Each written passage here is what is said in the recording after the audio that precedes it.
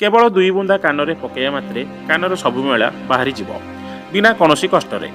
मु आज आपण कान में जमी मैला को किपर पूरा सफा कर सहज पद्धति कहबी। एक साधारण कथा जहाँकि समस्त को होता है। कान में मैला जमा हो रहा द्वारा कानर समस्या उत्पन्न होता है, अधिक पीड़ा अनुभव होता है। कान में मैला देखिले अन्य माने घृणा करती, मात्र आपण मैंने शुणिकी आश्चर्य हे कि कान में मैला जमिकी रहा भल विषय अटे, किंतु यह सफा करने दरकार।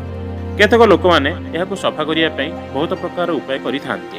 कानर परदा चिरी जाई थाए, एही द्वारा शुणिबार क्षमता कमी जाई थाए बा कानर समस्या देखा जाई थाए। या छड़ा जो कानर पीड़ा होता है ताहा अलग प्रकार अटे। एही पीड़ा अधिकांश रात्रि समय होता है। यह अति कोमल होइथिबारु यह सहित अति जोर जबरदस्ती करने उचित नुहे।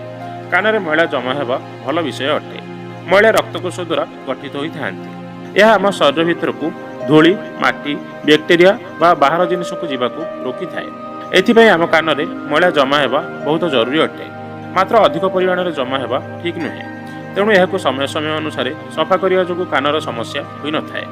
आज आम जाना कान सफा कर सहज पद्धति जहाँ करने द्वारा आपको कौन प्रकार असुविधा हो न थाए।